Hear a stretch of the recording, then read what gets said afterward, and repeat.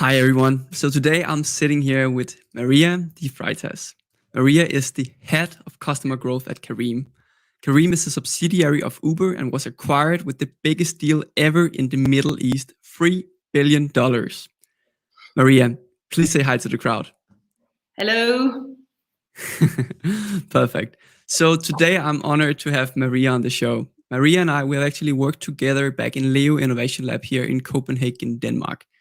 But after xLEOPharma and Leo Innovation Lab, she basically moved on to, the United Emirates. And Maria, please talk a little about what do you do today? How was the shift to completely, I would say, culture shift?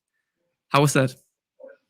So it was actually I thought it was going to be a big culture shift, but Dubai is a super modern city with everything you would find in Copenhagen. So that was not that different, and I guess I was pleasantly surprised. Working with markets such as Pakistan, Saudi Arabia, it was really easy to just kick off. So I left Copenhagen. I left the iLab. I was doing amazing work at the iLab with the Imagine team on AI diagnostics. But when Kareem reached out to me, this was in December of the previous year, I couldn't say no. And actually, I was super lucky because the iLab, my boss at the time even encouraged me to move. He was like, well, you should really try it out and see what happens, because Kareem was one of those unicorns. But as our CEO calls it, a uni camel, because in the middle of uni camels. That's nice. So thank you so much, Maria. And just to the audience who is joining in now, we have 13 viewers so far. So welcome, everyone. Today I'm talking to Maria, as I just mentioned before, the head of growth at customer growth at Kareem. So Maria, what does it mean to be head of customer growth at Kareem? Please talk a little bit about that. Sometimes I don't even know what it means. What my job looks like, I was hired in to be head of customer growth for the ride hailing business. But recently, with Kareem's new transition into a super app, we've actually done something really radical and merged all of our verticals into one customer experience, because we will have one product, one app. Before we had multiple apps. And so now I'm a part of a little leadership team where together we all take care of Kareem customer. So technically now we are 4 heads of customer growth. But my vertical right now is all customer activation across all of the verticals. So food, payments, loyalty, and of course ride hailing as well. So Kareem, having a job, any job you have, it just means you have to be super agile and flexible because it changes day by day. Cool. And when you say you can say heading customer activation, what do you really mean here? Please take us through how would a normal workday look like for you? So we kick off the morning with our 9 a.m. scrum, and we work on a rotation basis. So we are 4 leads within customer, and there is a lead of digital, there's a lead of activation, engagement, and then tooling. And all these roles are swapped out on rotation. So right now I'm taking care of activation, but it could be that in 2 months I'm owning digital. The reason we do this way is so that you get fresh perspectives and you don't get stagnated also in your job. And activation is essentially it has 2 components to the role. It has everyone who comes in to get them to do the action that they came in for, and we've got certain rules that we need them to follow. And then it's also about putting them on an onboarding journey, which we call our graduation program. We graduate them through various activation points. So did you engage with our food? Did you activate your loyalty points? So we really want to make sure that the first experience for the which we actually also call the honeymoon period, is as wonderful as possible. Cool. So what we really talk about here is that the activation period, this honeymoon phase that you are really focusing on, that the customers need to experience, is this kind of, you can say, this phase where you really want your customers to build a habit with experiencing the core value proposition. Really experience, like you can say, the aha moment. Some would call it the aha moment with your app. Yeah. Exactly. So for us, a lot of businesses assume that your job is done at the first transaction, but actually your first transaction tells you nothing. It's a Mhm. terrible metric because you don't know if you like something until you've tried it. So your sweet spot is actually at the second and even third or maybe even fourth transaction, because that tells you that customer tried your product, they really liked it, and they actually came back and did it again. So what we really make sure is we don't want customers just doing one transaction, because for us, that's a red flag. That means something went wrong. And businesses that measure their, cost per first whatever, that's actually a super dangerous metric because it blinds you to your actual experience. Yeah.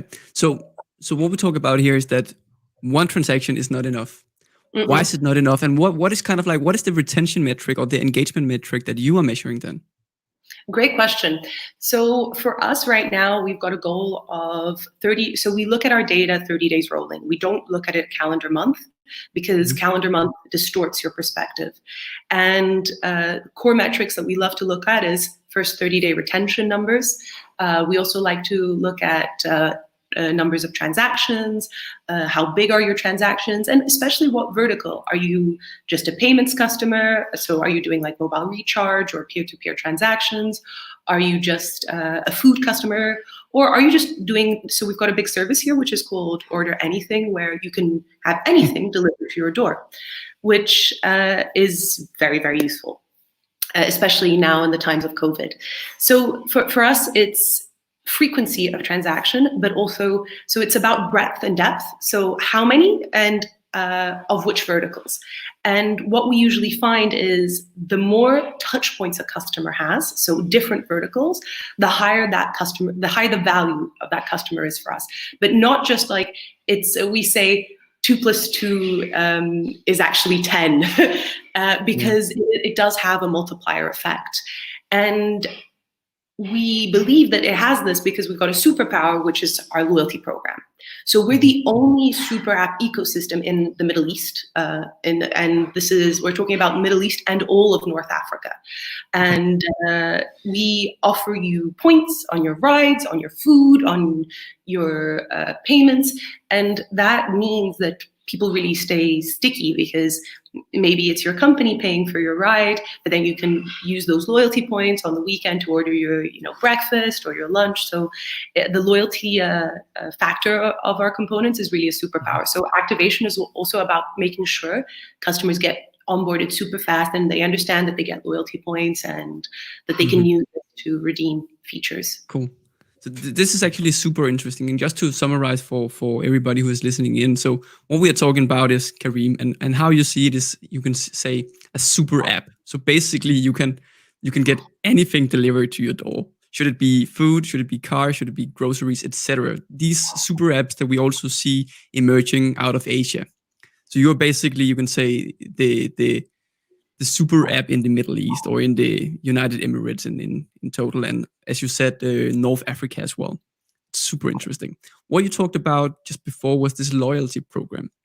So a lot of companies want to set up these loyalty programs because of the virality effects, because of, you can say, the network effects with it as well, and kind of create this defensive mode to some degree, this defensibility. But one of the things that I see a lot of companies struggling with is the incentives behind it. So, like, how did you decide on kind of like what should users or the customers be able to use these points for? Is it like a monetary incentive? Is it discounts, or what is it? And how do you decide on it? That is actually a fantastic question. So one thing that makes Kareem really, really good at what it is that we're hyper local. So we've got city teams that really understand their cities. We've got teams in Islamabad, we've got teams in Karachi, and they really know what people in their cities want. And what we've done is we've empowered, so we call our regions the mountain peaks, and headquarters is called base camp because they're climbing a mountain. And what we do is we empower our mountain peaks to find the right partnerships that are super and hyper relevant to the people in that city, even as far. So of course we'll do country, and we do have global partnerships with big brands, but we found that a unique value is people want the things that they have next to them, and they want them without friction. So we do put in a lot of effort for this hyper local factor. Yeah. And how do you go about it? I mean, is it qualitative research, and how do you do that across, you can say, both multiple sectors and multiple products? And it seems like a huge task that would take maybe years to complete. So we have this, we call it launch fast. Literally, you will, if you walk into the CEO, he'll ask you, why haven't you done this? That is a question. We call it Yalla, so that means let's go in Arabic. And so our mission is, so it's like, Yalla, let's go.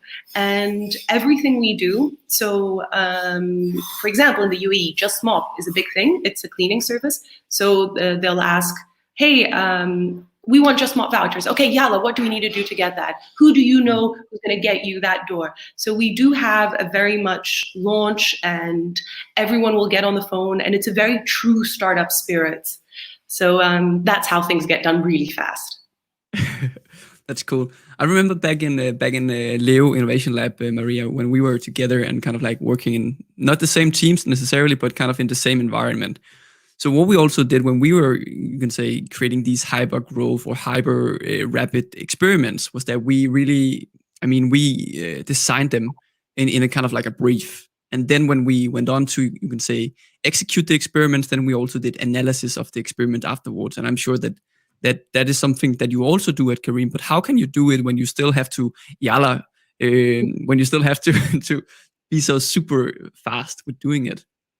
So we actually do it with a lot of machine learning. So we've got our growth teams are actually engineering based. Every single person at Kareem writes script and code. Whether you're in marketing, you're literally writing queries and scripting your own data. And we build our ecosystem. So we've got a layered application, which allows us to set up experiments always with a control group. So if, for those of you who don't know, a control group is a small subset of your users or of your population that you don't send out any promotion or message or activity. And then that tells you what the uplift is on your actual campaign. So we have this theory, even if it's just communications, everything needs a control group, because otherwise we're just going to be sending out promotions and campaigns with no value. So we hyper segment, and yes, we've got some pretty big machine learning and data scientists just working on our what we call our growth engine. Nice. And you talked about this, that everybody needs to be able to do scripts and query. Like, yes. How do you go about that? I mean, now we're talking a bit about, I guess, HR as well, but kind of like, is it everybody in Kareem, or is it just within the growth team, and how do you? Is there like I don't know, onboarding experience in Kareem where you kind of learn this stuff, or how does it work? Scripting is not that hard. We see it like everyone needs to know Excel. Writing a script, you've got access to a platform called Redash. Even if you don't know how to write the script yourself, running a script is just knowing what it looks like. And some people take it further. So I have a team member who came in as a project manager. We hired him in from Udacity. He'd never scripted a day in his life. He's now one of our best data scientists. So we give people the freedom to decide you want to deep dive, but running a script is not that hard, nor should you feel that it's that hard. It's kind of like Excel is a common toolbox, but when you've got a base of millions of data points, you cannot rely on this manually. And for those of you who are familiar with app ecosystems, data on apps is quite difficult to manage. So platforms like Google Analytics are sample data and not very reliable. So you need to be able to do transaction-based optimizations. And when you have industries with tight margins, you optimize on increments of 1 or 2%. So if your data has a discrepancy of 15, essentially the work you're doing is out the window. So that is why we have this. Yeah. So you've built it internally. So you've built your own system instead of Google Analytics. We do have, of course, Google Analytics, but we find that our transaction data is a lot more reliable because it's actual transaction data. And no, you don't need HR to hire people with scripting background. You need to hire people who have a willingness to learn, because when you go to university, whether you studied a language or whether you studied CS, computer science, university doesn't really teach you a skill. It teaches you the ability to learn how to learn. And we look for people who have that quality. Yeah, cool. Okay, so one of the things that I believe that is super interesting to talk with you about, Maria, is this super app thing. So, Mhm. so a super app again. Can you please just define it for us, and then I'll follow up with another question. Great question. So we are, you are completely right, the super app of the region. And we believe in offering people a frictionless experience. It's about everything you need in one single place. If you think about your phone, your own iPhone, when you look at your icons, that is a super app as well, because that's your whole world in a single phone. So why not have it in one app? And that's really our attitude. And the inspiration has come from, so Southeast Asia, Grab was one of the first in the region. They have done extremely well with their super app. Michuan in China. So for me, the leaders of the mobility space, China Didi Chuxing is huge. So whenever you want to look for inspiration and you want to look for cutting edge strategies, what Mobike did in China, it's really aggressive tactics. They say that startups, I heard a really great thing the other day. So Chinese startups are gladiators and Western startups are gentlemen. And that just means it's really cutthroat, it's growth at all costs, and it's really looking for that next innovative angle. So that's the part that started. Wow, there's one more question I'm kind of thinking about now, because what we're also talking about, at least very much in the Western society, is this, you can say, work-life balance and kind of being happy while focusing on growth, and kind of like so this is more like a personal question to you, I guess. Kind of like, when you have to be aggressive with growth at almost all costs, because it's a winner takes all kind of market that you are in, I guess, with being the super app. How do you kind of I don't know, how do you navigate throughout, you can say, personal growth, personal happiness, and all of these things as well? So I guess I consider myself super privileged to be doing what I'm doing here in this region. You have to understand, mobility here, it changes people's lives. Many countries don't have good bus ecosystems. So you're really, mobility, it's in a way freedom. It's fantastic. So for me, I wake up every morning and I get to do a job that has an impact on millions. And that for me is super rewarding. Is it tough? Yes. But I'm going to be super honest. I don't think anyone gets into a startup ecosystem and assumes they're going to have a very good work-life balance, even in Europe. No, I agree to some level, at least. So okay, so the real question that I actually want to follow up with this super app thing. So I mean, building a super app is what I believe everybody would dream about, just having everything in one place. But that as a strategy is super difficult to execute, because you cannot be everything for everyone, at least not in the beginning. You have to kind of you have to constrain your market as well to create a density within that market, or within that particular audience group that you would like to focus on. So how do you execute a super app strategy? Do you start with, I guess, with just a ride hailing, or you can book a ride, or how do you kind of roll it out, and how do you do it in the right way, I guess? That's a really good question, and we do it. Our approach was we were going to do a slow rollout, and of course, coronavirus. With that, we ended up let's just launch it across all our markets. We just did our global launch with a massive PR big bang in mid-June, and our approach was we believe that this is something our customers want. We'd already had some stealth rollouts. We'd experimented in a couple of cities. We'd seen the adoption, and we'd already prepared our customers by allowing them tile experiences, which were very similar but not fully merged. So we slowly rolled it out, and then we saw that. So our first metric is we cannot have something that's going to hurt the business. It's meant to make it better. So we really looked for that. And when we were confident that this was something that there was going to be demand, that's how we roll out our strategy. So it's really about, we test, we learn, and we're very lucky. We've got a CEO who's who's got really wonderful vision, and he really believes and pushes us. So I guess there's no right answer on when you're trying to do something this big, but we believe that we're on the right track. Yeah. Okay. So one of the things that I'm also hearing here is that you had a lot of money to do some massive PR as well. Is that something that I hear? Oh, no. So we're really lean with our experience, and we're very, very privileged that a lot of the journalists want to work with us because the things that we are bringing are newsworthy. So no, you would be surprised. Not at all. No, not at all. But we are in a privileged situation that people want to work with us and hear what we have to do.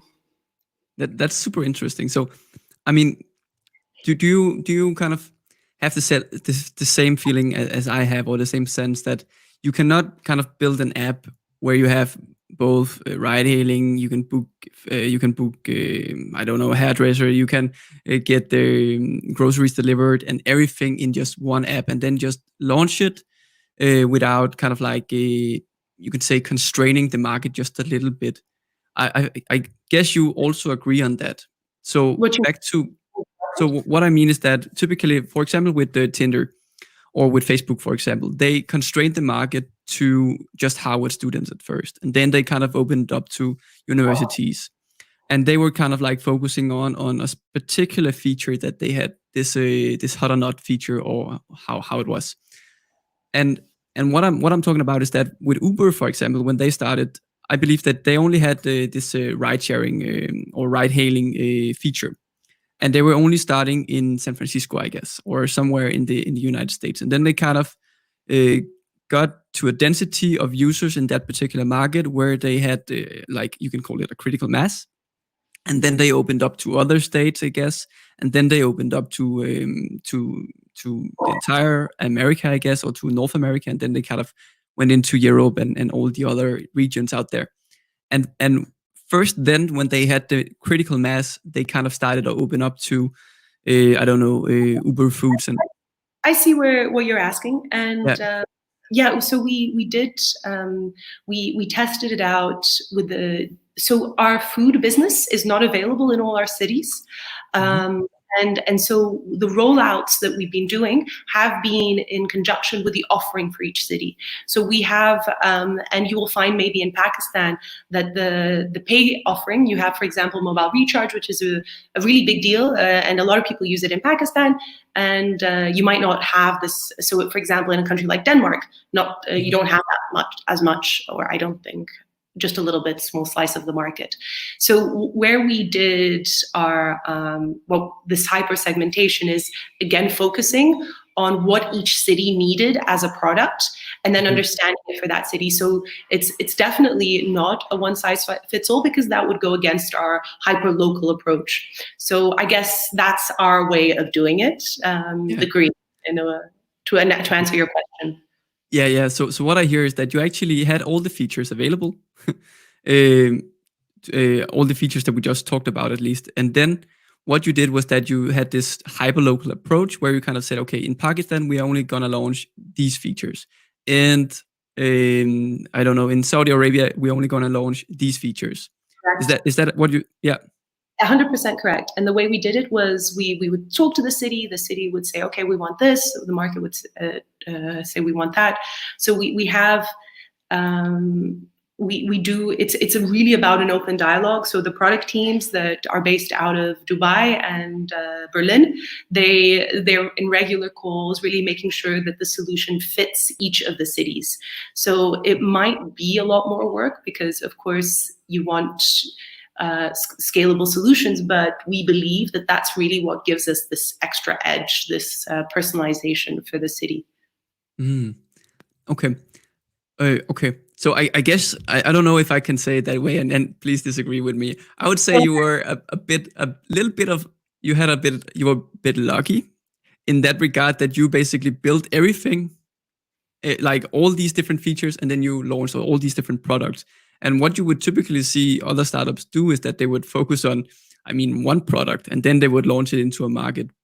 But you already have ride hailing for many, many years, and Yeah. our food has also been around for quite a while. So it wasn't that we had to build features, it was more that we had to aggregate them. So we had them there and we had them as almost as silos. So it was just about bringing it all together, which is, yeah, so that, I guess that's the difference. So it's not like we rebuild everything. It was there and people were using it. We just gave them more variety, and that's the big difference. Yeah, it makes sense. It makes sense. So all of the different products and features were already available in your market, and then you basically just aggregated everything in one app. Basically, that's what you're saying. Single experience, single sign-on, single credit card. It just makes your life so much more seamless. Yeah. For us, it seemed like a no-brainer. Yeah, and I completely agree. The reason why I kind of keep asking around this particular topic is still this, that I mean, the reason for why there was so many, you can say, independent products out there was that they had probably kind of like specialized in one product and say, okay, we are going to be the best at this and this and this and this and this. And of course, when you aggregate it, there's a lot of, you can say, pros to that. But I guess if you do not have a killer team just like you have, I guess it would be super difficult to kind of make all of the things as good as the competitors out there. That's actually a really great question, and it's more that, look at Facebook. What are they doing? So Facebook, they're going into payments. They even launched Lira, a blockchain currency. They bought Instagram. They bought WhatsApp. So they were a social platform that's gone into payments, and I would not be surprised if you really do also see them go into the super app ecosystem. In Brazil, you've probably heard, you can now do payments over WhatsApp. I think that when you get to a certain size, this is the natural progression. And again, I tell, like, look at China. What are the big companies when they get to scale, when they have this penetration? What are they doing? They enter into this app space.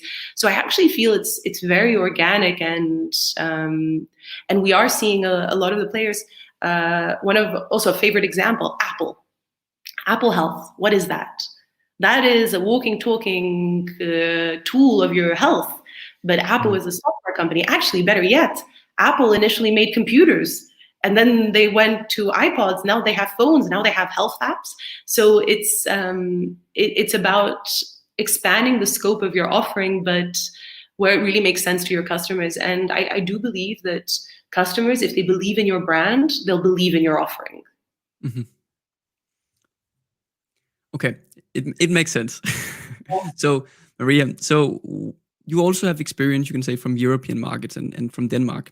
So if I mean, there's no such super app in Denmark right now, I guess, and maybe not even in Europe. I'm not aware of it, at least. And I agree that Facebook might be one of the players that could go into this market. If you were to, you can say, launch Kareem in a European market, or maybe in a European market, how would you then go about it? Would you go about it differently than you did in the United Emirates? So Careem, when they launched in the UAE, they had this wonderful, wonderful factor which really allowed them to go beyond tech, which was they allowed cash payments. And that was insane for this region, because this was a cash-based region. In a country like Pakistan, only 2% of individuals have access to credit cards. So they essentially gave digitized products within a cash-based economy. So Europe is a very different type of ecosystem. So the hyperlocal approach that Kareem had in the Middle East, how they started and how they grew, I'm not sure if it would work in the same way in Europe. But when you ask about super apps, is there anything? No, nothing right now. So it is a huge space, and it'd be super interesting to see who takes it. Denmark is also super fragmented. So whichever ecosystem player, so for example, Danske Bank with mobile pay, they already own 70% of the population.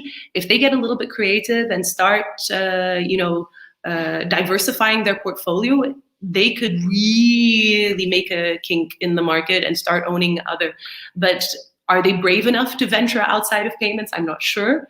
Who else in Denmark could really I think other than mobile pay, I don't see any other local player with that kind of volume of penetration. No. Then there will probably be something like WhatsApp, as you just talked about in Brazil, and all I- these sort of but that are talking about already so local players, not global. So yeah the only local player with the volume to take over would be something like mobile pay. yeah. But yes, of course, Facebook. I'm trying to think what other super app ecosystems could we see coming out. Maybe just in Europe.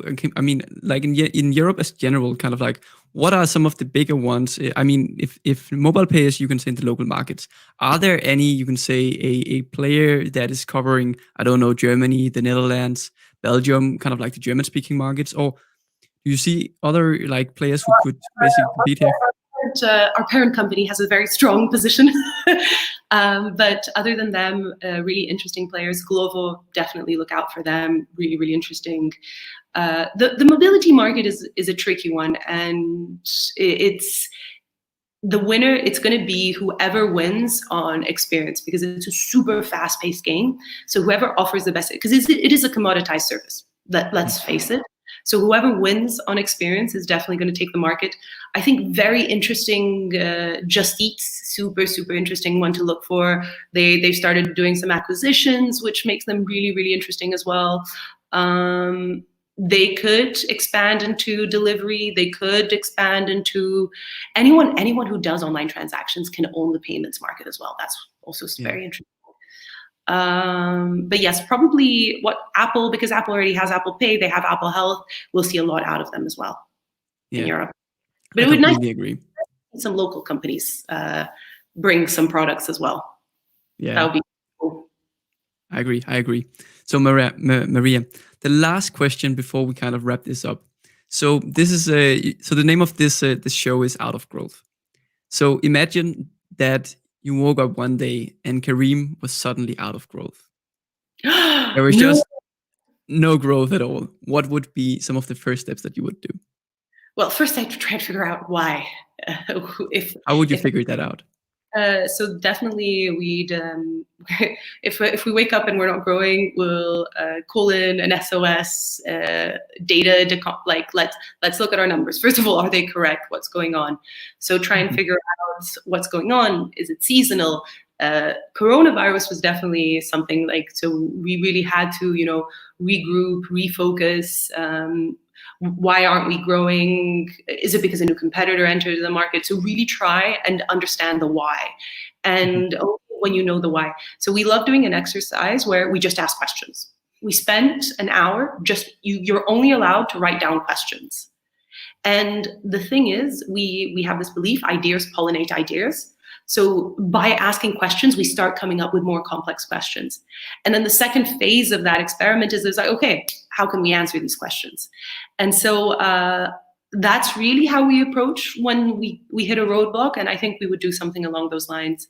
So we would look at our numbers and then we'd start asking the questions to figure out. And then when you have these answers, you go, okay, what can I do to mitigate? Because then you enter solution mode. A lot of people have this issue, which is they go straight into solution mode without really understanding the problem. So it could be that there was a terrible monsoon in Pakistan and none of our rights could go out for the day. So, but if we go straight in solution mode, we won't go and figure that out. Yeah, no, I completely agree. That was a good answer. Thanks. So Maria, so how can people learn more about you, maybe more about Kareem? How can they kind of get to know more about all the great force that's coming out of your mouth today?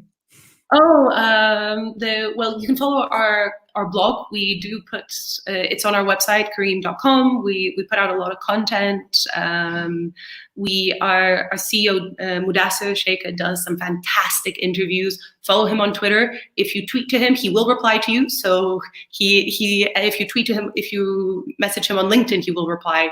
He really leads by example. So I definitely recommend follow Mudassir and definitely check out the blog. Perfect. And of course, if you're listening in on the podcast as well, I will leave all the links and all the names in the show notes as well. So please find them there if you're listening in here. So, Maria, thank you so much for being a part of the show today. Out of Growth, it has been an honor to have you here. Oh, it was my honor, and it's always good to help out an old colleague. Go iLab. For those of you who don't know, the iLab was a really, really special place. Yeah, I completely agree. Thank you, Maria. See you.